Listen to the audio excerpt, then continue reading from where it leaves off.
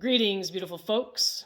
So, I am generally far more comfortable on the other side of the camera, and yet I feel it's time to shatter some comfort zones. So, I'm going to get right into an uncomfortable topic I don't really like to talk about, yet it has become insanely relevant. And I do mean insanely relevant today.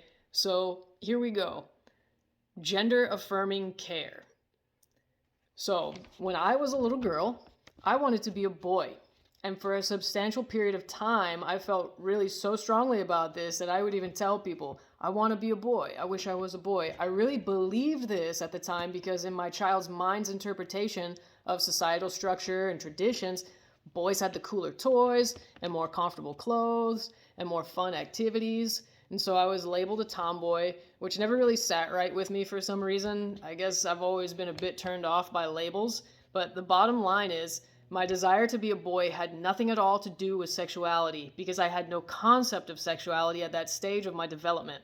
It was simply a matter of how I preferred to express myself creatively. And in fact, I wanted to be a boy only until I realized I wanted to be with boys. Yeah, interesting plot twist. I'm not even gay. So I've been seeing a lot of strong folks in this group, Gays Against Groomers, saying things like, stop transing away the gay. And while I fully support that message and movement, I would also like to add that in some cases, like mine, these kids aren't even gay. So I can only imagine the horror and devastation a soul would endure realizing that about themselves only after irreversible physical trauma has been done to their bodies.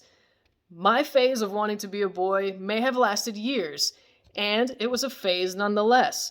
And I truly feel the whole period of confusion, because that's exactly what it was, confusion, could have and probably should have been avoided by simply having better support and guidance from the adults in my life and society as a whole.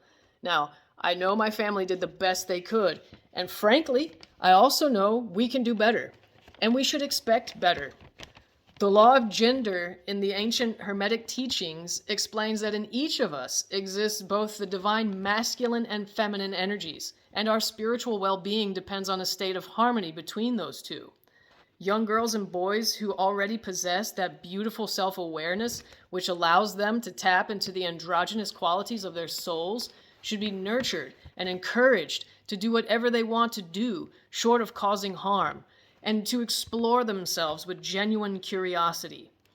I feel a real sickness sometimes when I think about how an already traumatic childhood would have been made even more so if my pediatrician or teachers or anyone had tried to encourage me to mutilate my beautiful body in an attempt to actually become male on the physical plane. And it has taken me a long, long time and a lot of inner work to be able to see myself as beautiful, because the things that I experienced as a kid who didn't fit the mold and had no desire to try to fit the mold eventually shattered my self-esteem and caused me to lose my soul almost entirely. In school, I was bullied relentlessly by peers and at times even teachers because I chose to express myself differently. Public restrooms became a source of constant anxiety, and even at home there were tensions and conflicts about the clothes I wanted to wear, haircuts, and even the way I walked and talked. I was disconnected from my true self for most of my life, and only recently was I able to regain a connection with that injured little girl and help her try to learn how to heal as I learn how to heal myself. We don't have to continue to indoctrinate our children in this way.